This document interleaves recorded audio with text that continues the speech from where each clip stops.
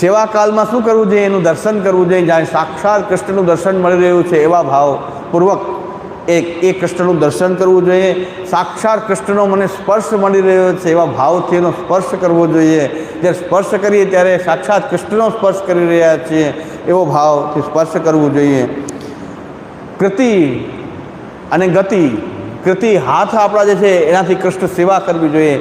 જે સેવ્ય પ્રભુનું આપણે ધ્યાન કરી રહ્યા છીએ એમનું દર્શન, એમનો સ્પર્શ, એમની હાથોથી એમની સેવા, પગ જે છે એમની સેવા માટે દોડવા, પગથી એ સેવા માટે આપણે ચાલતા રહીએ, દોડતા રહીએ.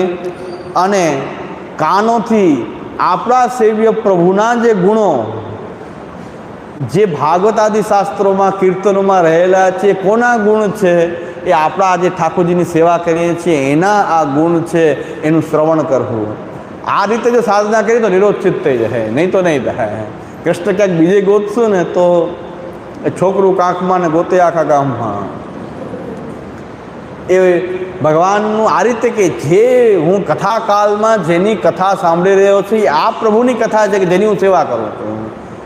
એવા ભાવપૂર્વક જ્યારે શ્રવણ કરશું, હું કોઈ પણ વાર્તાનો પ્રસંગ આવે એમાં કોઈ પણ ઠાકોરજી અનુભવ કરાવેલું એ મારા ઠાકોરજી જ અનુભવ કરાવી રહ્યા છે. એ વાર્તામાં એ જ બિરાજી રહ્યા છે, એની જ વાર્તા હું સાંભળી રહ્યો છું. એવા ભાવથી જ્યારે આપણે એ કથાનું શ્રવણ કરશું, એનું કીર્તન કરશું, ગુણગાન કરશું, જ્યારે કોઈ પણ લીલાનું કીર્તન આપણે કરીએ ત્યારે આપણા પ્રભુ આપણી સામે બિરાજતા હોય કે આની આ લીલાનું હું આ કીર્તન કરું, કેવી કેવી લીલા મારા પ્રભુએ કરી, એના લીલાનું ગાન આપણે કરવું એ આપણું કીર્તન હોય. અને દરેક ઇન્દ્રિયો ભગવાનમાં જોડાવું.